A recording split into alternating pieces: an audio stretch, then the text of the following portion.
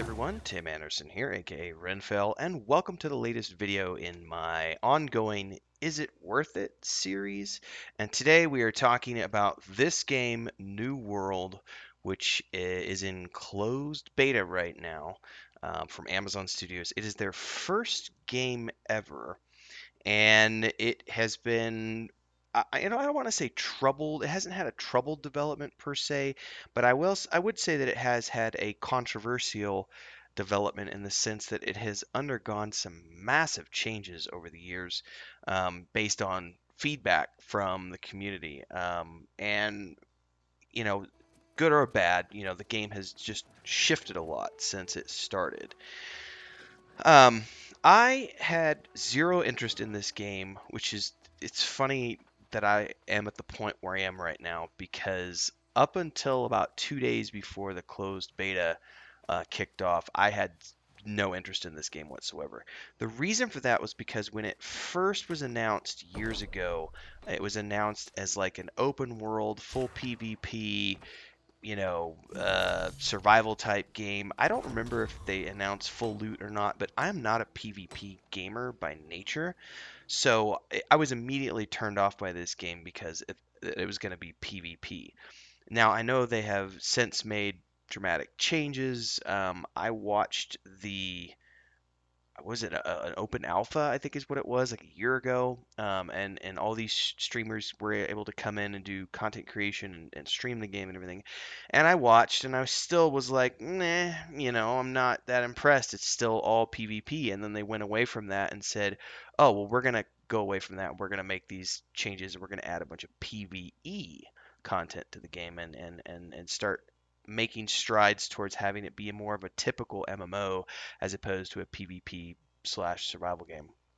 So, um, flash forward to all of the press that had been going on regarding the open beta coming up, and I'm starting to see screenshots go up everywhere. I'm seeing video clips. I'm seeing them promoting. Amazon is promoting the game heavily, and I'm starting to see all of these content creators talking about this game, and so I kind of went, okay. So I started digging in. And eventually, through the course of research, I came to find out that it has significantly changed since I was first aware of it, and has now gone more of we have kind of two separate games going on. There's a PvE game and a PvP game.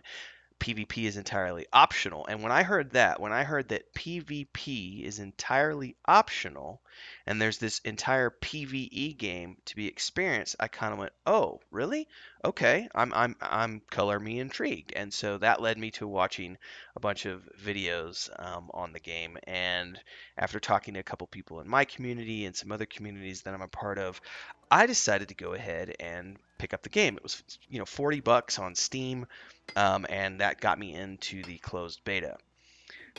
I did not expect to like this game. I went into this game with zero expectations, just kind of bought a $40 product on a whim, saying, hey, I'll try it out. I'm recording this video on Friday, July 23rd, so the alpha's been going. I have not played yet today. It's about 3:30 in the afternoon my time. I'm going to be playing immediately following the recording of this video. Um, I have now proceeded. I've played about 20 hours so far this week, which is a lot for me considering my schedule and all the other things I do. And I have to say that yes, I think this game is worth it. And I know it took me, 4 minutes to get to this point, for me to say this game, New World, I absolutely think it's worth it. $40. I mean, for what you're getting, there's an amazing amount of content here. So, there's a bunch of other content creators who have done better videos than I have. This is mostly for my channel and for the people who follow me. So I'm going to be talking a little bit about the game, and telling you some of the things I like. My initial reaction to this, having gone into it with no expectations, I'm giving this like a 9 out of 10. Like, I have not wanted to put it down. I have thoroughly been enjoying myself. This is the first game I have played in a very long time. Kira TV did a video on his, and he was actually talking about, this is the first game that in a long time that feels like an MMO, and I kind of went looked at that comment and went, yeah, I mean, it does. It's the first game I've played in a very long time that feels like a good game, like an actual MMORPG. Um, so first and foremost, it's basically two games packaged into one. There's the PvE game, and then there's the PvP game, and you don't have to participate in both of those at the same time if you don't want to. You can entirely choose to do PvP or you can entirely choose to do PvE, which for me is great because I like some of the things that they have for PvP in terms of the settlements and outposts that you can establish, or that you can take control of, I should say, with your guild and your faction and everything else. I like the fact that that's optional content that you can say, hey, you know what? I've been running around doing PvE missions and questing and grinding and harvesting and fishing and all. I want to take a couple of days and just I want to participate in the world versus world, faction versus faction type thing. And you can turn that on and go participate in all that stuff. And then once you've had your fill, you can turn it back off and you can go back to questing and harvesting and exploring and not have to worry about people ganking you or forcing PvP on you if you don't want to participate, which I think is a brilliant fucking solution to having both types of gamers be involved in the same game at the same time in the same server environment.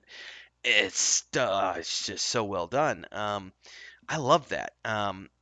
I am traditionally a PvE gamer at heart. I don't like the ganking that goes on with PvP.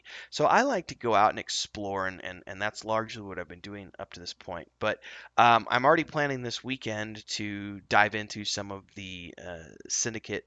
We are part of the Syndicate, our guild is. And by the way, I'm with the Virtue Guild, which is Simmerg's guild for Ashes of Creation, but they do other games, and his community has. A guild set up on the server that we're on. If you want to join, feel free to hop over into their Discord, everything else. But I noticed that like there was one of the forts I went to explore today had been taken over by this group, and you can choose to participate in like the creation or the not the creation of, but the bettering of the settlement through PvP missions as well as PvE missions. And then there was a faction war going on when I was playing yesterday. One of the opposing factions had come in and taken over one of the forts that previously our faction had control of, and they're all asking for support. Come on, we got to defend and all this other stuff. And I was too deep into stuff to want to participate, but I was like, I'm gonna do that this weekend because it sounds like a hell of a lot of fun. And the reason it sounds like a hell of a lot of fun to me is because it's optional. I'm not forced into doing it. I can choose to participate when I want, and when I don't want to, I can just go off and harvest or adventure. And by the way, that's the other thing that this game has done really well. The harvesting and crafting system is one of the most in-depth I've seen in a very long time, and it is thoroughly captivating. One of the things I really love about the environment is almost everything in the game world is harvestable. They do have a basic layer of grass and flock that is everywhere, but as you're running around, almost everything is harvestable. You've got bushes, you've got shrubs, you've got nuts and berries, you've got trees and saplings, you've got different types of ore, you've got different types of plants, you've got fish, you've got oil pits, you've got just I literally every single time I play, I'm coming across dozens of different things. And as I've started to explore the world, the it is a seamless open world game, but it is set up kind of in zones, and each zone is like a biome. And it does have a level associated with it. But when you go into a new area and it kind of tells you what's going, what the level range and everything is, you get into an entirely different area. And it might, they've done a very good job, the world builders have, of kind of blending those biomes together as you go. So it's a very subtle transition, but you're suddenly going from like beaches to lowlands to midlands to maybe some marshlands or some forest regions and some, mountain regions and everything else. And the great thing about it is that the types of resources that you're going to find in the world for harvesting are attached to these biomes. So if you're looking for rocks and boulders and iron and silver and that kind of stuff, you're going to want to look around and where are the high areas, where are the mountainous, where are those rocky regions, and that's where you're going to find that kind of stuff. And oh, you want marshy type substances, well, you need to look around and find a marsh. Or you want grass and hemp and those types of things, we'll look for grasslands. It's incredibly well done. And then you're not limited by one or two crafting selections, so you can choose to craft whatever you want. I also think that 2 seconds here. Thank you, Chris. Yeah, we had stuff in the oven and I got sidetracked making my video. Um, the other thing I love is there's no classes. It is a classless game that's based on the types of abilities you use, and that in turn is based on the types of weapons you're using. And again, you're not limited to how many you can choose. You could choose to take all of them if you want because you're earning experience towards your um, weapon level as well as experience towards your general level, which is your character, which is your hit points and your stats and everything else. So there's multiple layers going on. So it's like you can choose to level up all of these different types of weapons. And I think at the moment there's 12 types. There's some magic stuff, like fire stabs and life stabs. There's like an ice gauntlet, which lets you do ice magic. I use the rapier with my character. My character is ice magic and a rapier. There's sword and shield. There's two-handed axes, two-handed hammers, and you can use all of those. It's just you level them up independently. So every time you want to work on leveling up a weapon set, you need to equip that weapon set, and you get experience for that weapon set as well as general experience for doing quests and stuff. And then there's also faction that's going on. So there's the faction that you're in. There's also the faction for the various zones and the regions, and those contribute towards the faction of a settlement. And there's different bonuses you get for getting the settlements built up and everything else. There's just so much going on. Like I said, I've played this game for a few days. This is kind of my first impression, but it's just there's just I'm literally overwhelmed by so much that's going on, and I haven't even gotten to dungeons yet. I was torn on, I was kind of thinking I might want to wait to do this video until I was able to get dungeons, to get to the dungeons, because you don't even get to the dungeons until level 25, and I just hit level 20 last night. Um, Maybe I'll get to level 25 by Sunday, but it's not you don't level that fast. If you play like I do, which is exploratory, and I'm just like constantly enthralled by, what's that over there on the horizon? Let's go explore and harvest along the way. And there's a lot of different mechanics going on. There's a really interesting weight mechanic in place, which is based on not only the type of gear you're wearing. Well, there's two different weight things going on. Let me explain this. First and foremost is the weight related to your combat style. So there's heavy, medium, and light, and this impacts how your character dodges. So if you're in light gear, you can actually jump and roll and like duck and tumble out of the way. And if you're in medium gear, you can kind of do a leap to the side or a leap backwards. But if you're in heavy gear, it is a step to the side or a step back. So there's that weight factor. But then there's also the weight factor of your inventory in general, which is made up of your gear as well as all the stuff you've looted. And that dictates whether or not you can run and dodge, and also whether or not you can fast travel. So if you're overburdened, you can't use any fast travel systems. So there is a little bit of inventory management going on, which leads me to the next part. Banks are not global. I love it. Banks are. This is something I was working on designing with Saga Lucimia, and so I love this concept, which is these centralized banks. Instead of being global, they're central to an area, and so each kind of outpost region, I may be messing up what they're called. I'm not that familiar with the game yet, but it's based on the settlements. So if you're in this settlement, your bank is there, and then if you go to another settlement, another outpost, then you have a separate bank over there, and each place has its own different faction, different quests that you can do to get your faction up in those cities.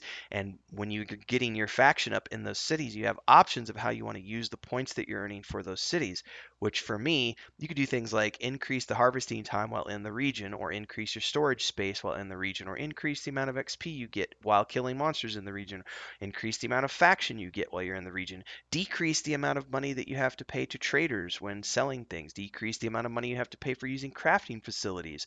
So there's all these different perks that you could have for choosing to level up your faction in a region.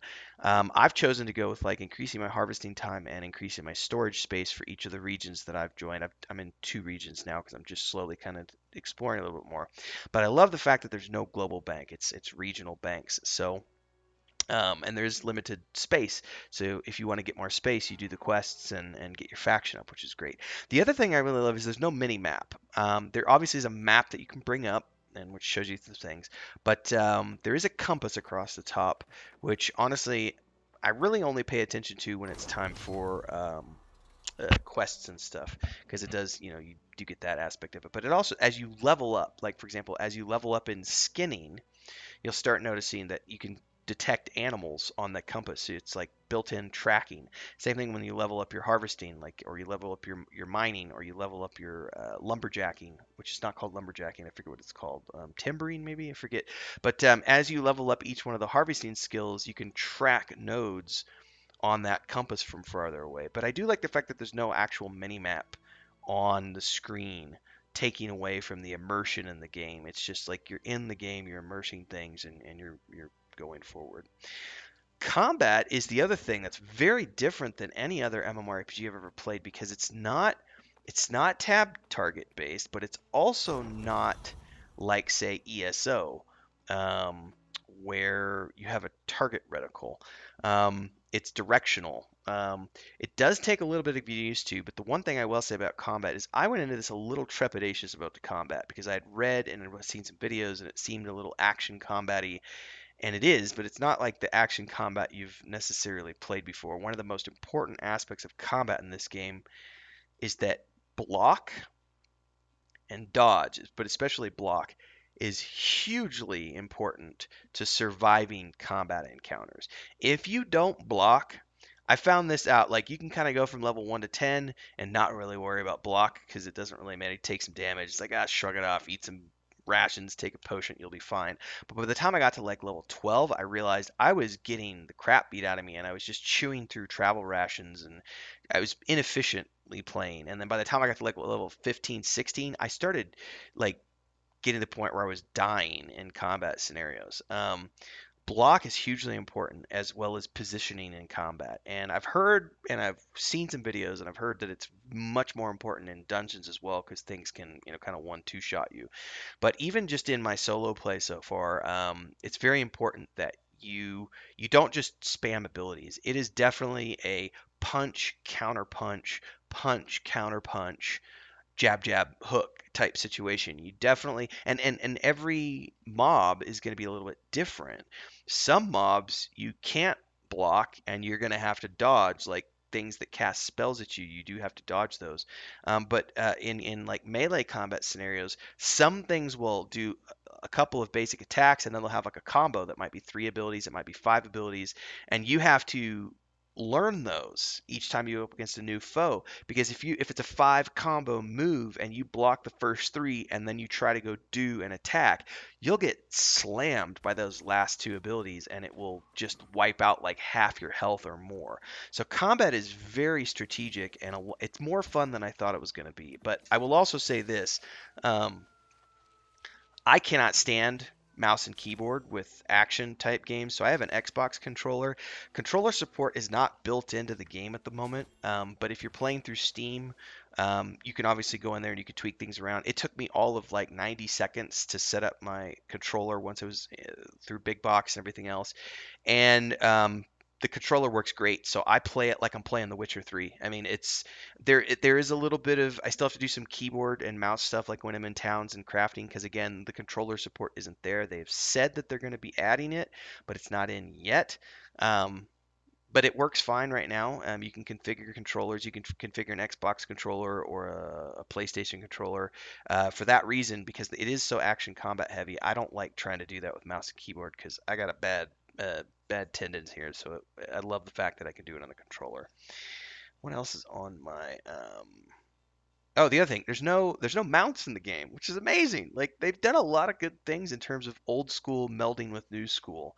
Um, so it's a big island. You're running everywhere. You can fast travel, um, free to your inn wherever you've bound once an hour. But then you can fast travel between the settlements and other places you find in the world. But you have to find them first.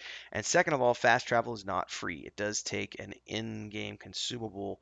I'm going to call it a resource. I believe it's called Azoth, which is like this magical stuff you get from mobs and quests and stuff. But I will say this: I guarantee you, because they were testing this in earlier in the year with their microtransaction store. It's not in the microtransaction store yet, but I would bet that this will be something that's one of the first things they monetize in the cash shop moving forward. Um, which brings me to the next point. It is a buy to play, free to play game. So once you've made the box purchase, there's no monthly subscription, which is great. There is a cash shop, but right now it's cosmetic only. Now, they did say, and they were testing in the alpha and beta previous, that they were eventually going to be adding things like fast travel options and experience potions and things of that nature later on in the life cycle of the game. So we already know that this is going to be something that they monetize later on. But in the meantime, fast travel is fairly limited because even if you do want to fast travel, you have to have that resource, and it's not exactly cheap to fast travel. So you can burn through that in-game resource really quick, and then have to go out there and get more of it. But I do really like the fact that there's no mounts, and it's a go explore this world, immerse yourself in this world. I'm already 20 minutes in and I haven't even finished with this. This is crazy because it really is a good enough game that I can ramble about it for quite a bit. And again, I haven't even gotten to dungeons. I haven't even participated in PvP. There's three different factions, so you can do the faction things. You can flag yourself for PvP to do open world PvP between players. There's optional quests. There's the settlement quests. There's the settlement defense and offense. Then there's like this outpost rush thing, which is like a separate instance deal where you can go do these like kind of battle royale take over an outpost type situations. As far as I understand it, I haven't done those yet. When I say 9 out of 10, the only thing I can see that is a potential long-term negative for this game, excuse me, is the one thing. I don't know what they have planned for the end game yet, but I know even after having only played it for a few days, the one thing I can say is that if you're focused on like the PvP stuff and the faction missions, those get very repeatable, very boring, very quickly. I'm still doing them, but they're fetch quests is what they are. But you get faction points for those, and you use the faction points to buy cool gear for your character, which is really good gear, which is separate. It's like adventuring gear, but it's really good stuff. Um, but the quests are very repetitive, and I can see this being something where once people have gotten to the cap in the game and they've maxed out their character and they've gotten all the gear and they've done all the main quests of the game, what's left to do at that point? And it looks like the only thing to do at this point is kind of guild versus guild or faction versus faction type content at the end game. So I don't know what they have planned for expansions or DLCs or anything like that. So when I say 9 out of 10, that's my only the not giving it a 10 out of 10 would be the fact that some of those missions are very boring. And it's just fetch quest. Go kill 10 wolves, go do this, whatever. But it's also interesting because some of them are crafting quests, some of them are harvesting quests, some of them are kill quests. So there's a lot of different options, which is great for players. I think that's my main takeaway at the end of this is to say that that's one thing that this game has done better than any game I've seen in a long time, which is it's given players so many options that you can literally log in and just do what you want to do. Do you want to craft and harvest? Go for it. You can literally turn yourself safe mode, PvE. No one's going to mess with you. You can go out, you can harvest stuff. You don't have to do any combat whatsoever. Just go harvest things, come back and do some crafting. Oh, you want to go questing? Go do some questing. Oh, you want to go do an instance dungeon with your friends? Go do an instance dungeons with your friends. Oh, you want to go do some PvP? Do that. You want to do settlement stuff. Do that. There are so many things to do. But again, end game is what I would worry about. I would be interested to see what they have planned for DLC and stuff down the road to keep players from being bored. Um, I see this as being something given my leveling pace and the way I play. I would say it would probably take me 2 or 3 months to get to the point where I would run out of things to do. I have played very hard these few days because I had some time and it just came out and I wanted to explore and it was a lot of fun. The first day, by the way, I played like 8 hours, which I don't ever binge like that. But it came out and I logged in and was like, next thing I knew, it was I don't know what time it was in the night. And I was like, I gotta go get some work done. Like I have a day job responsibilities here. But I sunk like 8 hours in that first session, which just blown away. It was a lot of fun.